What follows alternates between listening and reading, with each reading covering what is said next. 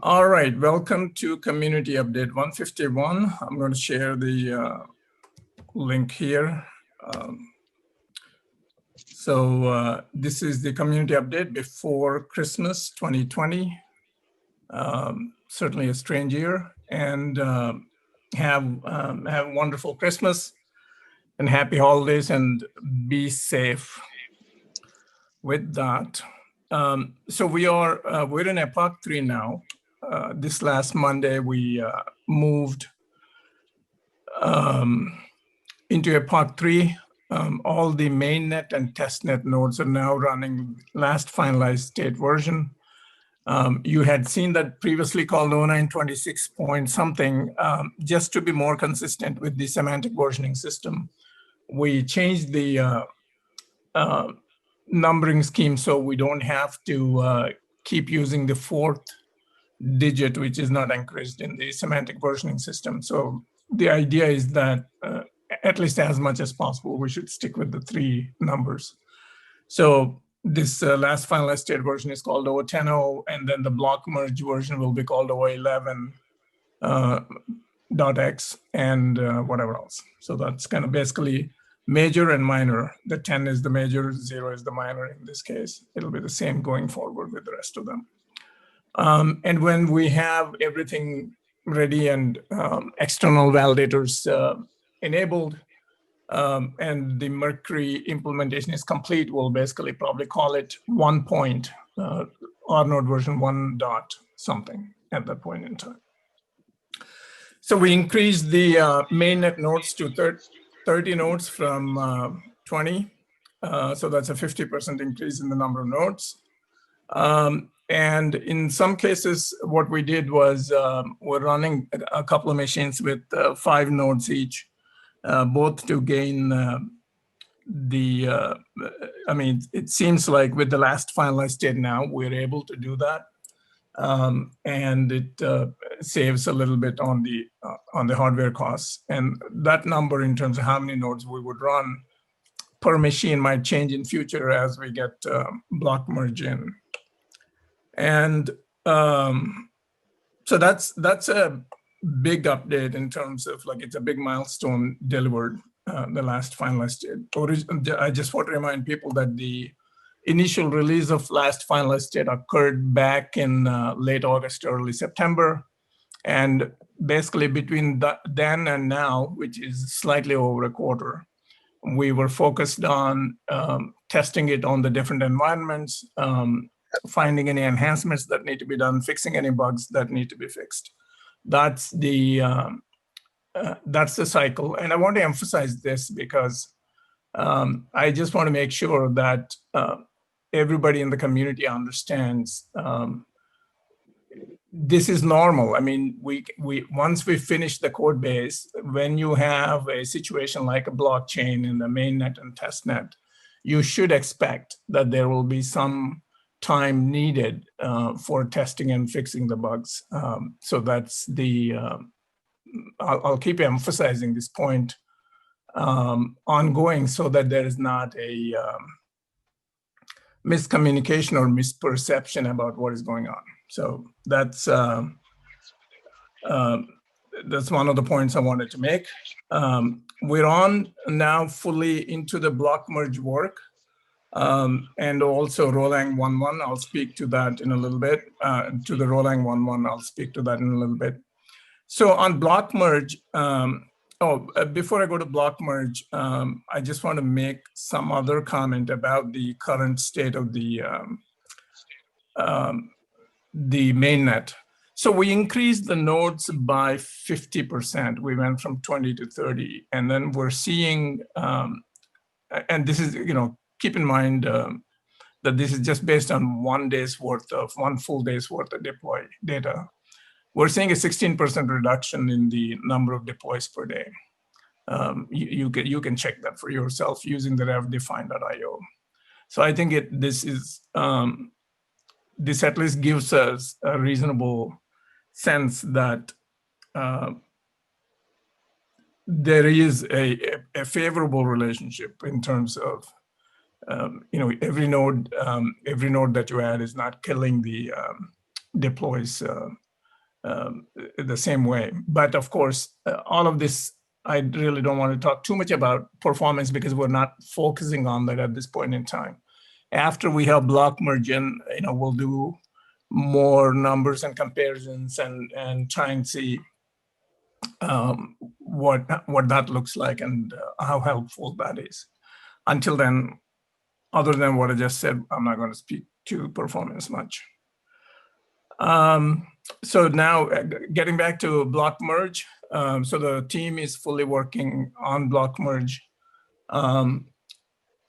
Like I said earlier, NetZipper and Will were focusing on two different streams of work. NetZipper was focusing on actually merging the blocks and whatever is needed to be done, from refactorings and bug fixes and everything else that needs to be done to enable block merge. And Will was working on identifying and resolving conflicts and basically working off of the spreadsheet before. But as Greg did an expose in the last meeting at the debrief to explain how block merge can be thought of in a formulaic manner based on whether just simply calculating or identifying whether there is a race condition or not. So Greg did a lot more detailed explanation of that to the team. And NetZipper has started implementing that version of conflict detection and resolution or categorization. There are different versions, different levels or different conditions that need to be dealt with eventually. For example, how do you deal with joins? So those are all extensions to the basic formulation that Greg has explained in the last debrief. So we are continuing down that path, and we'll do that in multiple releases, or we'll do step one first, which is the base cases where it's easy to recognize if there is a race condition or not. Implement that and see how that's working, and then move on to more complicated cases. What that does, the formulaic presentation, what it does is that it simplifies that whole spreadsheet of conflict conditions into a set of simple rules. And there's now a more detailed version of the presentation that Greg has made last week, and we will publish that out so that the community can see that also, besides the developers. So that's where we are with block merge, and there'll be small releases in the feature branch. And then as we make progress through this, we'll be making some demos. There's nothing new to report on dependencies. On Rolang 1.1, version 1.1, we have good news to report. Joe has completed the full source-to-source translation of Rolang 1.1 to existing Rolang constructs. He's currently adding more tests, and his feature branch is listed here. And I encourage the community to create an R-node version of that locally and play with this. So that's the situation on Rolang 1.1, version 1.1. And there's a link to the spec in case you're curious about that. And what we have to do now with the Rolang 1.1 is there's still a few more stages it has to go through. It has to go through optimization. We have to change the existing contracts to use the new syntax. We have to change the existing examples to use the new syntax and run those against the Rolang 1.1. Like I said, either you can do it on a node by yourself, or maybe we'll make a node available where people can play with it as a Rolang 1.1 node. So there's quite a bit of work to be done there still to move that to deployment, but we want to give people a little bit of a taste of that as early as possible. So that's where we are. And there's other work that needs to be done around it, such as the IntelliJ toolkit and the or IntelliJ editor plugin that we have for Roland, and the visual code plugin that we have needs to be updated. So there's quite a bit of work around that Roland 1.1 to bring it to the masses and make it available on the network as the deployed Roland 1.1. So, but that's in future. We kind of know what things we're focused on at the moment, which is block merge first, and then getting changes to the proof of stake contract and enabling external validators. Those are the things that we're focused on at the moment. And Roland 1.1 will enable what we can now, but in terms of actually implementing that, we will address that later on. Nothing new on the APIs. I'm just kind of going through. I think that's pretty much all there is for me to say. Oh, the hackathon, previously we said, we'll maybe run in January sometime. Now we're thinking, well, first of all, we have not done a whole lot of marketing for that yet. And secondly, we reconsidered the decision and thought that if we do it after we have the block merge and a little bit more marketing, both about the platform itself and as well as the hackathon, and start doing the marketing now so people have a little bit of time to get familiar with the technology. We're hoping that we'll have more success with that. Sort of related to that also, Steve Ross Talbot and Greg are planning on doing a workshop in UK sometime in February. The hope is that some of the participants from that workshop would also be interested in joining the hackathon. So that's kind of how we are thinking about the hackathon schedules right now. I think that's all I have to say as far as tech update is concerned. Does anybody have any questions on anything that I said or comments? All right, over to you, Greg. Maybe, Greg, you can explain one more time about the significance of the last finalized state. That's something that people have been asking, I think. Yes, I think that's worthwhile. So first of all, I really want to congratulate the team. They have been working extremely hard, and they have pulled off not one but multiple miracles. I really don't think people have a realistic expectation as to how software is developed. We're building a system that replaces the computational infrastructure of the JVM, replaces the computational infrastructure of the database, replaces the computational infrastructure of the communications, and adds a brand new consensus algorithm. Normally, any one of those things would be a multi-year effort, and we have done all three of them in 3 years' time. This is a miracle. People should be popping champagne bottles and saying, wow, that's very impressive. So my hat's off to the team for delivering the last finalized state. Just the last finalized state alone as a feature is a remarkable evolution, right? Because if you're a Bitcoin maximalist, then you don't believe in finality, and the state can always be reverted, which means you have to keep state going all the way back to the dawn of time.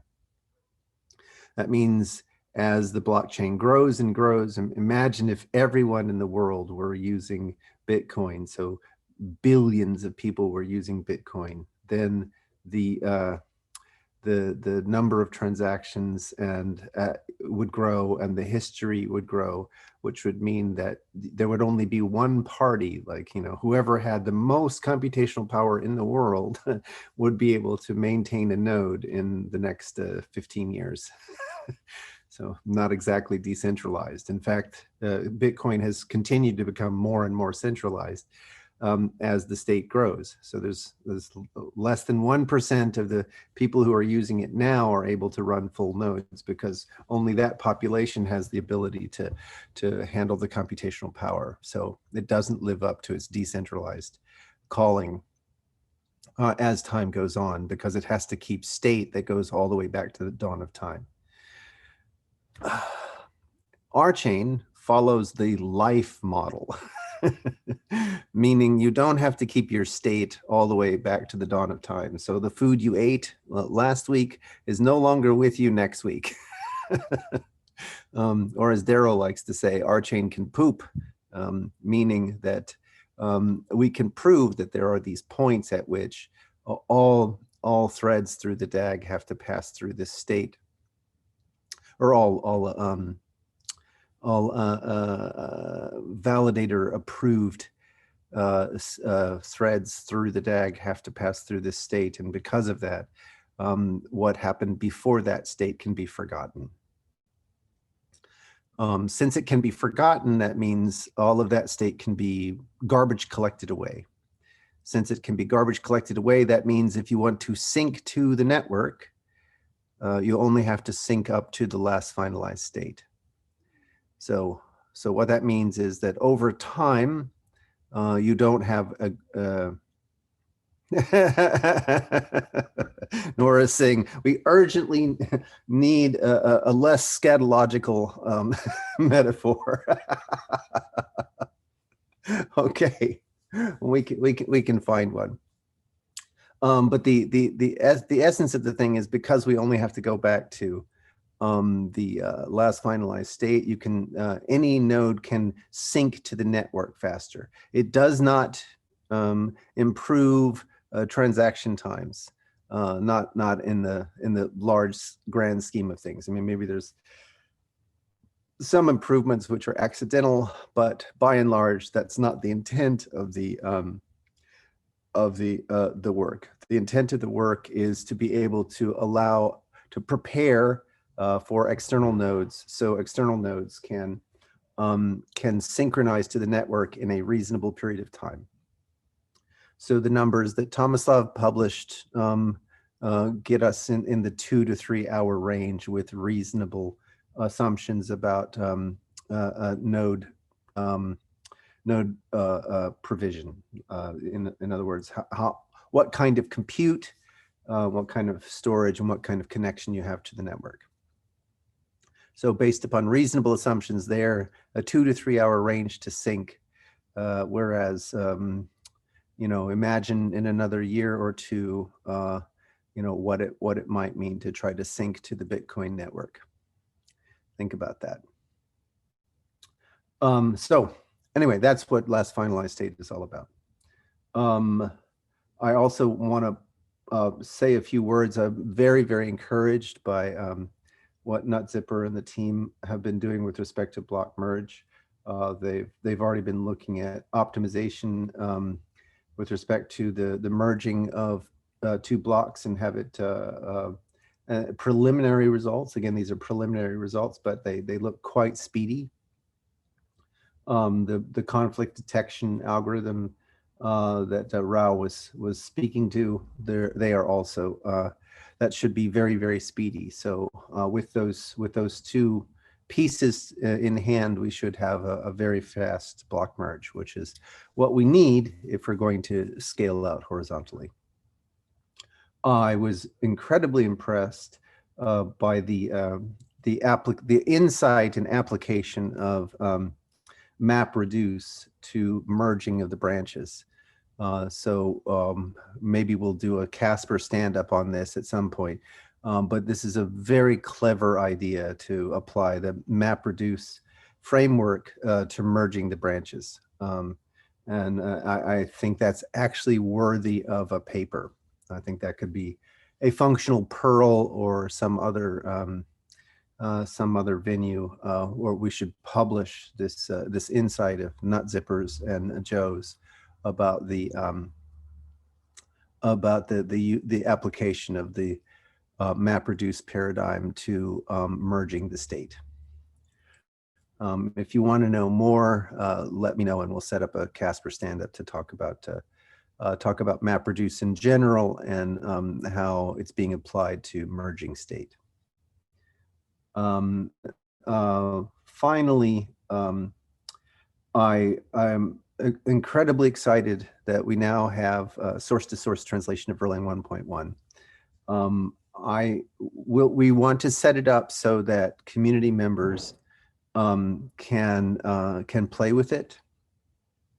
And I will offer a 25,000 rev bounty if someone in the community wants to write a fuzzer.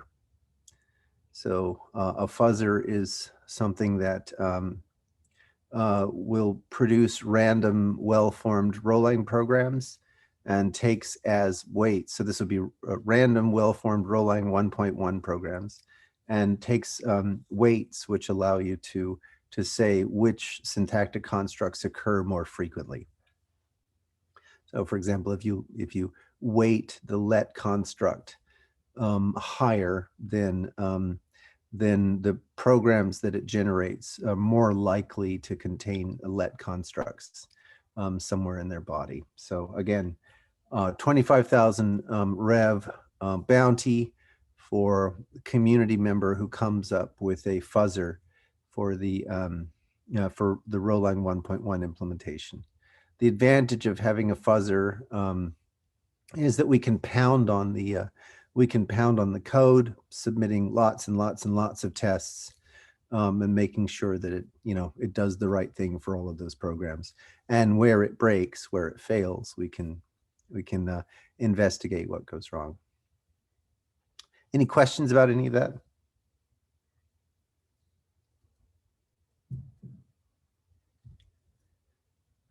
I need a cricket sample that I can, press during this interval.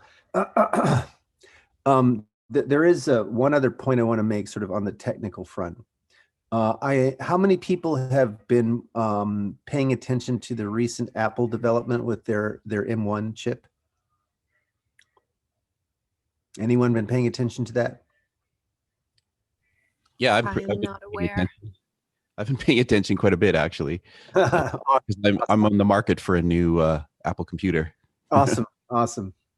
So this story is really useful. It's interesting, and it bears directly on RChain. So,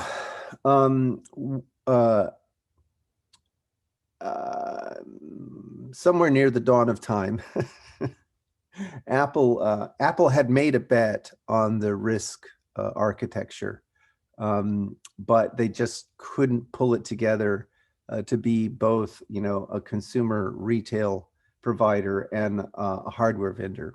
So they kind of had to step away from that position. And by hardware vendor, I mean chip manufacturer. So they kind of had to step away from that that position.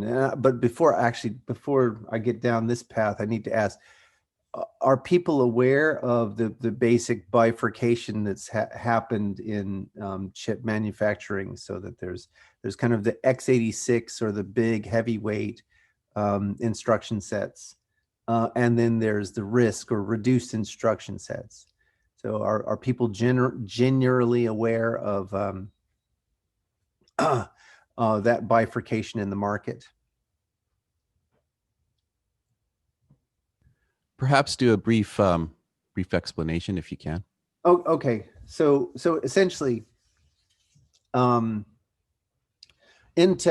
has been making its money off of a family of microprocessor architectures that's typically called x86. And the instruction sets for those microprocessors are quite large. You just go to Wikipedia and look up those instruction sets, and you'll see how many instructions there are. And part of their game was to, throw in additional instructions over time to do more and more special purpose things to try to capture particular niche markets. At a certain point, people began to realize that was a bit of a cul-de-sac. It was a bit of a dead end. And it would be better to kind of go back to a leaner, meaner instruction set. So a simpler microprocessor architecture and a reduced instruction set. So an example of a company that took that bet was AMD, right? So AMD is a competitor to Intel, and by all accounts, AMD is really starting to crush Intel. Now, Apple was in a funny position because they also believed that RISC was the way to go. At the time they were making these judgment calls, they were unable to place bets in the market. So they did a very, very clever thing. So for their laptops, they went with the flow. They said, okay, we're going to put Intel chips inside our laptops. And that put them on their laptops and desktop machines on par with the market for a while. But they made a different bet on the iPhone chips. So on the iPhone chips, it made sense to go with RISC, and the real deciding factor there was the power consumption, right? You need your processors to be to work at a much lower power consumption so that you can preserve the battery life of the phone. That's essentially the rationale there.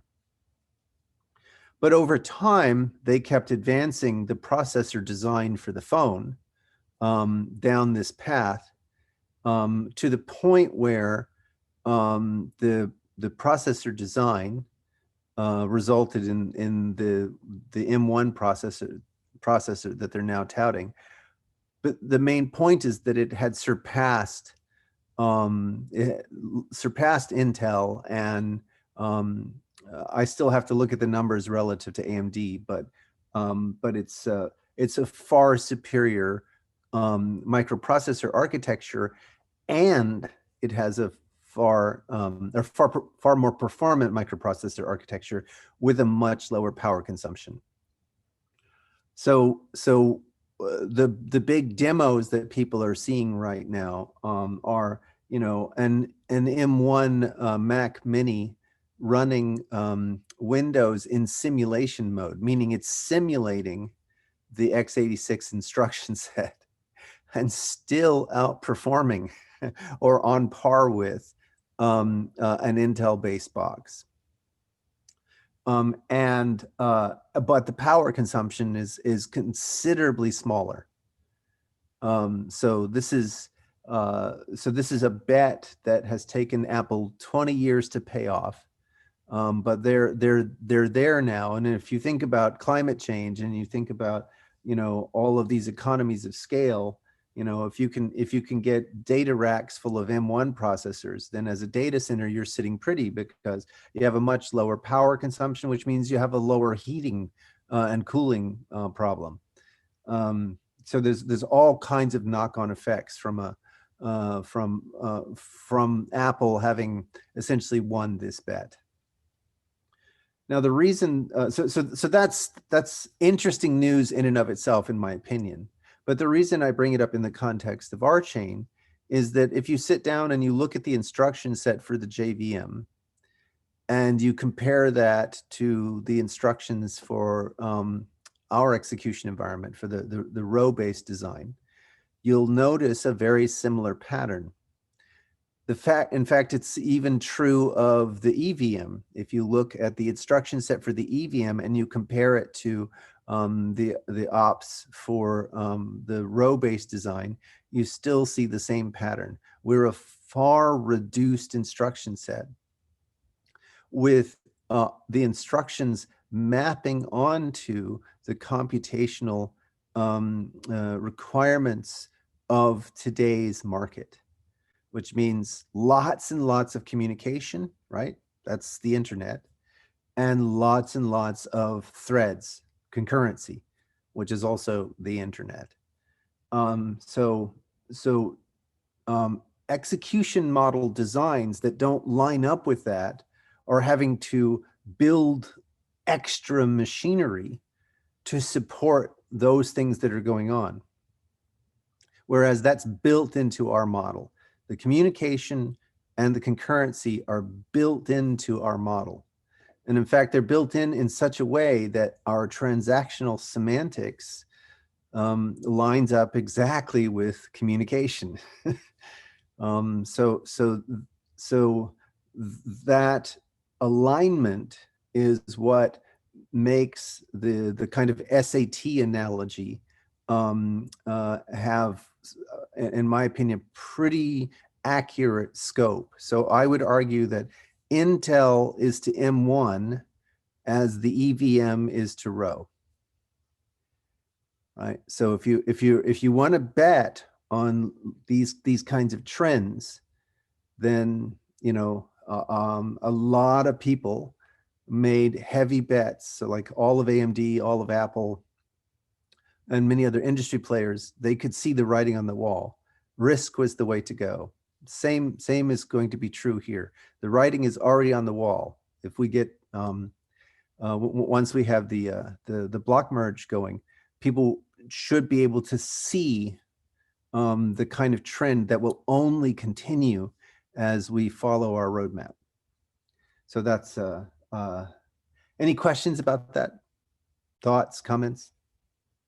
Yeah, well, I don't know. It's a helpful analogy for me, just because I've been kind of watching too many YouTube videos about how M1 Macs are kicking butt.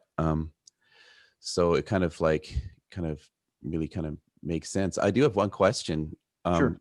that you mentioned. Now I was scrambling to write it down, so I might not have written it down right, but let's see where I can find it here. So you're talking about transactional Semantics? Yeah. And they're based on communication? Yes. So first of all, it's useful to understand what a transaction means, right? So in the world of databases, which is where transactional semantics comes about, typically you have some notion of a transaction that has to do with writing to the database and reading from the database. And what you expect is that if you do write some data to the database, that first of all, that write should be atomic, right? That you can't get something in there that's going to partially read the data before you've written it. Yeah, does that make sense? Uh-huh. Right. And then it should also be the case that it's isolated, right? So like nobody sees anything. So it's atomic, consistent, isolated, and durable. So we typically think of transactions in terms of the acid model or relaxation of the acid model. So a commit of a transaction needs to be isolated in the sense that, again, there's no intermediate or interleaved interaction that's happening that might mess up the transaction. It's sort of, the acid model is sort of all or nothing, right? So either the entire commit happens or none of it happens, and it's durable. Once it's done until someone does another transaction. Does that make sense? I think you're a little over my head already. Think about it like just physical stuff. The database is your kitchen table. Okay. Right. And now if you're about to put your coffee cup down on the table, you don't want someone sliding a donut underneath it. because if you put your coffee cup down on the donut instead of on the table, it's likely to tip over and spill. Okay. Right. And you also don't want someone else coming and trying to put their coffee cup in exactly the same spot you're putting your coffee cup. Okay. Right. So those kinds of common sense physical constraints are what we have to enforce with software logic, because you can do all kinds of crazy stuff in the digital world, right? In the digital world, you can make willy-nilly copies of things, right? Whereas, if you make copies of a physical newspaper, you have to cut down trees. But in the digital world, using no calculus model, we avoid all those problems, though, right? well, that's what I'm about to say. I'm just setting it up so that people understand why it's a good thing. Yeah, I mean, I think another example as far as this data description is, it's like, okay, let's suppose you are querying a database and it says, okay, there's $32 there, and you're trying to whatever, they owe you $30 and you're trying to get your $30 out of it. Meanwhile, somebody else comes and takes that away, then that's a problem. So for the time that you are reading that balance, nobody else should be interfering with that data. Does that help, Daryl?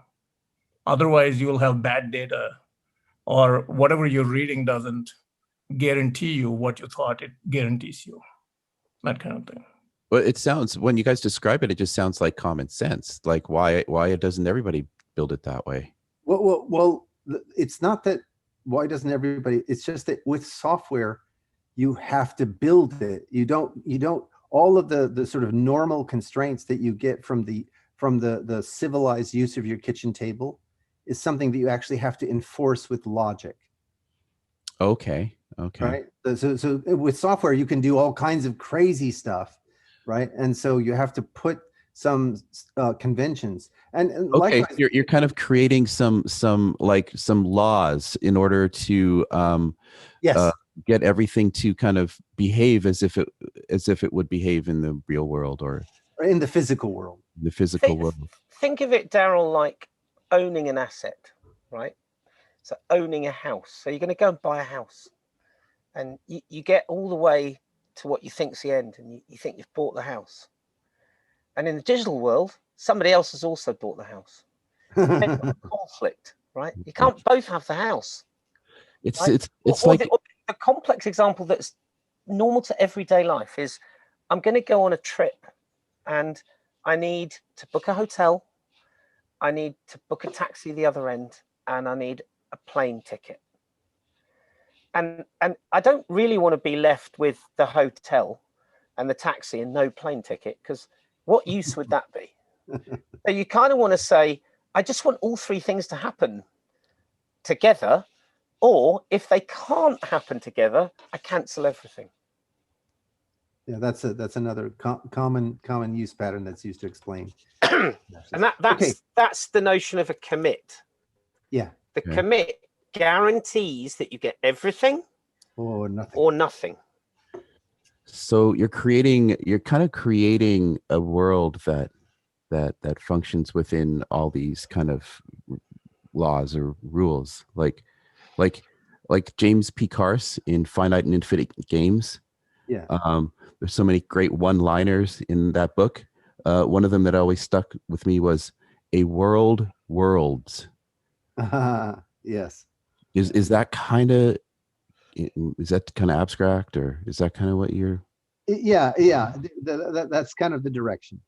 Now the thing is, with the row calculus model,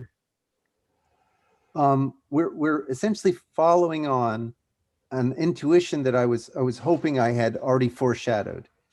So if Alice writes something to the database, and then Bob goes and reads that from the database, effectively, Alice has sent a message to Bob.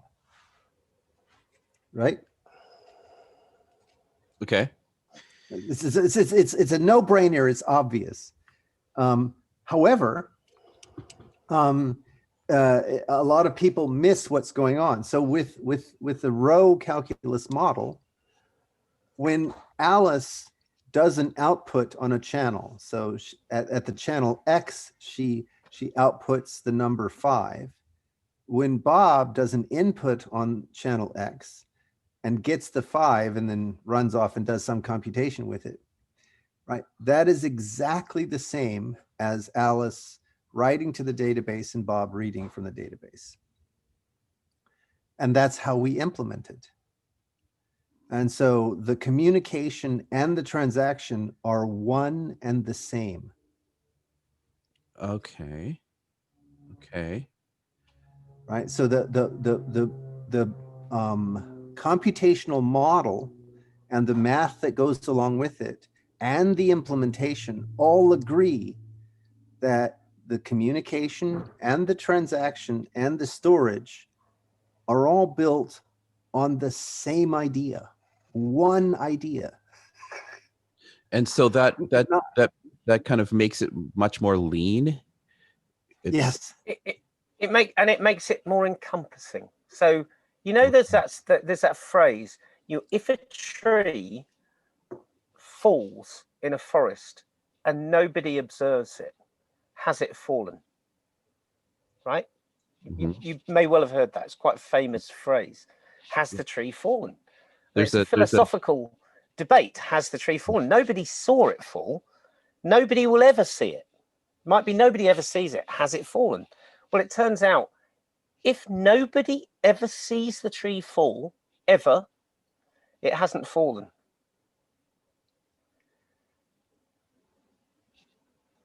Yeah, it has no relevance in our world because we didn't see it. Right. Right? The act of seeing it is the act of communication. And that's why communication is the bedrock of all of this. Yeah, exactly. And so now if you look at the EVM or the JVM, they don't have instructions for storing to the database and communication. All of that has to be built. So if in particular, if you pick the JVM, there is no instruction that lines up like that.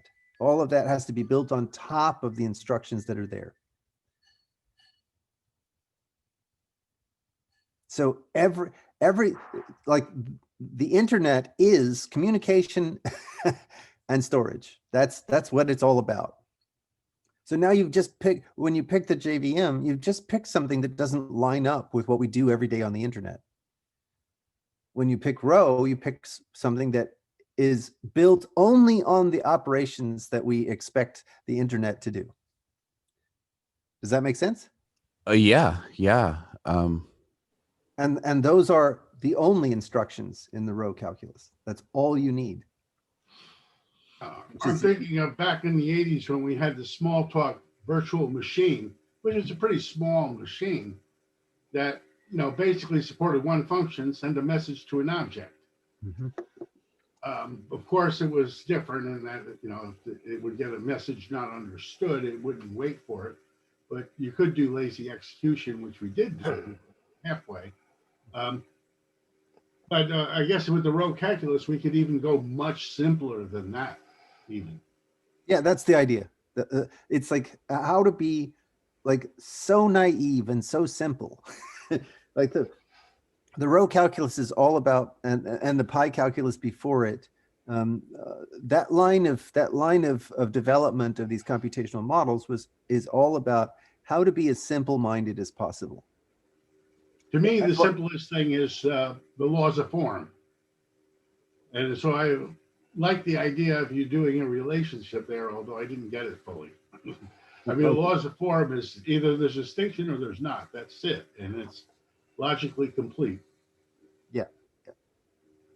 So the row calculus basically says that things are distinct if they're distinct channels, or another. I don't want to go down that path.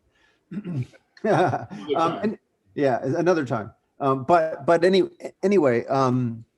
So just if you keep in your mind, reduced instruction set that path has been the better path to pursue if for scaling. That's what we're doing. We're reducing the instruction set down to a set of instructions that line up exactly with the internet. Anyway, so that was the main thing. But over to you, Daryl, to give the community in review. Okay, so this week was pretty lean with meetings. I think the holiday is kind of taken over already. So let's see, I'll just go through what the meetings that did happen. So governance committee, we discussed Dan Connolly's concerns of making false privacy claims with Dazzle ID projects. We also discussed considerations for co-op payments through members for RDev and logistics of collab projects as non-legal entities. On Friday, the climate coordination RCast, we discussed a piece of public art called the Climate Clock, the United States climate debt, the Green New Deal and how it applies to the future of economics, the principle of Gaia, Schmachtenberger's humanities phase shift concepts, and cyborgs. And let's see, on Monday was the Casper stand-up call. Greg, I didn't get a summary from you on that yet. I sent it to you, but you probably didn't get it yet. I mean, I did send it this morning. Okay. Yeah, we because it's so close to the holidays, that we had some fun, and I did just a little teaser for reflective approaches to infinity categories. All right, cool. I guess I'll be editing that today. The RDev member co-op planning call, there wasn't one, and there wasn't an RChain education call either yesterday. In the communications working group yesterday, we discussed more particulars around our latest plans for simple messaging of RChain's technology and its advantages in order to market that to layperson investors. We also went through the changes that Raphael is doing for the co-op's main website, and that should be up quite soon. And then this morning at the members call, Theo gave an update and description of his voting app and how it uses IPFS and libp2p. And then we started discussing what libp2p is all about and how it applies to IPFS. Then John Grant joined the call, and he described the difficulty in digesting all that happened in 2020 and applied it to a whole bunch of things.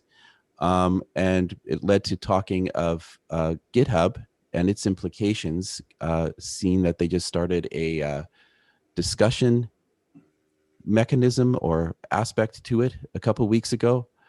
Quite interesting. So yeah, anyways, that's pretty much all that happened this week from my perspective. So yeah, back to you, Greg. All right. So I think the one thing I didn't talk about was the board meeting. There was no vote. It was largely an informational board meeting. But the board is now quite committed to providing some kind of sale, and that it's still working out the terms. So that's what I can say in the community setting. And so that I guess the terms will be announced relatively soon.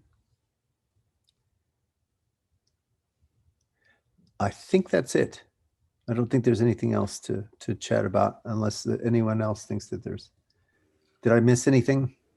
Only update I got really for everybody is just the COVID-19 passporting idea, which whilst we're not doing any in particular any software mods on the current demo at this point, I mean that may speed up again.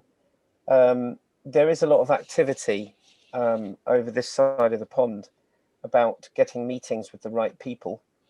So if there are any members out there, particularly in the United States, who have access to the right people in the States, that's always good. I know that Greg and others are looking into that. But over here, certainly, we're certainly walking a ladder towards, I'm pretty sure, having influencers with us when we try and get a meeting with the World Health Organization. And that's the aim. WHO, budget, proposal, money, build, scale, deliver. Yeah, I mean, it's actually an interesting conversation when we think about it, right? We were talking a little bit about the identity, the COVID passport at scale, and where the scale points are. So, unless I'm mistaken, there's only as a percentage of the population, the global population, there's a relatively small number of physicians and healthcare providers who are going to be empowered to actually deliver test results.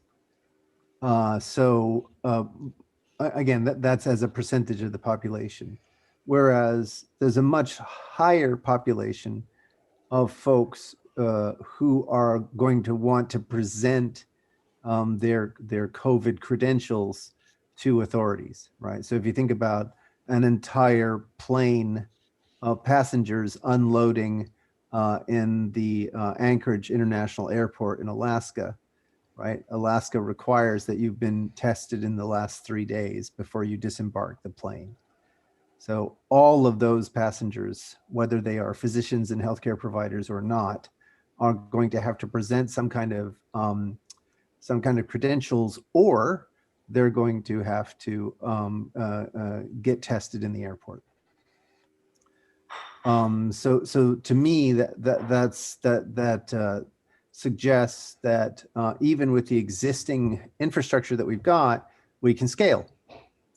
In particular, because the slow part of what we do is the three steps in signing, but that's really a choke point that's that is related to how many healthcare providers are going to be conducting the tests and handing out the results. And so it's sort of bounded sociologically, as opposed to RChain being the bottleneck. And on the other side, just like with the RSong player, we have a great caching architecture that Kayvon put together, and we can update. And with that update, we can we can cache the credentials and present them, on demand. So I don't see there being any real stumbling blocks to scale. But the reason I'm going into this level of detail is to see if other people see it differently. I certainly don't, because I've seen the physical bottleneck here in the UK with what's going on here. So yeah. I think my view is that, I mean, we may need to solve those scalability problems downstream, but for the foreseeable future, as in the next 6 months, maybe even a year, I don't think that's an issue, because we will be quicker than the individuals, the people that are actually involved in the communication that goes on to get the 3 signatures. Yeah, that's my feeling. So I think we're already well prepared. But Daryl, you said Dan had some concerns about misrepresenting privacy. What's this? Yeah, I don't know the details. Maybe Steve Henley, you could expand on that. Well, I don't think I'm quite prepared to do that. In one of our previous discussions on how RChain handles privacy with sharding and with channels, I'm going to be listening to that discussion again, putting together some thoughts on a paper, and then presenting that with Dan, because I'm not quite clear as far as exactly what Dan's concerns are, but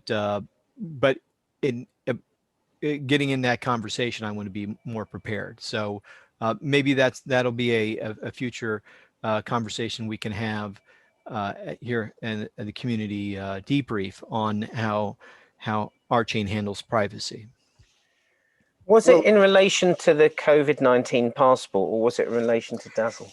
It was in relation to Dazzle and surveillance. And so the thought was that with Dazzle, the information, user information is recorded to the public blockchain, so for everyone to see. How is that private? So since then, we've discussed about channels and encryption and sharding and so forth. So I'm more prepared to respond, but yeah, that it was in that context.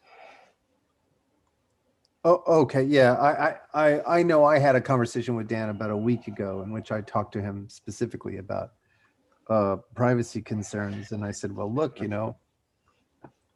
if we have the key pairs, so that you have a public part of your key and a private part of your key, and then whoever has the private key can unlock the data, and whoever doesn't can't see the data. So, that's as private as it is in the industry today. So, all right, good. Any other questions, comments, concerns? Otherwise, we can sign off and wish everyone a happy holidays. Happy winter solstice holidays, everybody. Indeed, indeed. Yeah, see you guys or talk to you guys. I don't know if there'll be a meeting next Tuesday, but I will be around. So stay safe. And yes. One thing, just before everyone goes, I posted 2 things for what I thought was the climate call. Of course, it's Christmas Day, so we'll be having it. Well worth listening to. BBC Radio 4, and it is it's Obama's. It's part from his book. It's him talking about how he did the climate change deal. If that doesn't make you smile, the way that he tells a story, and it's in the telling, and he does tell a good story, regardless of your political persuasions. It's a great 15-minute piece of audio, and it was broadcast today at about I think about 10 o'clock or 9:45 in the morning UK time. Should be available to everybody. So enjoy that. Ciao, ciao. Ciao. Bye, everybody.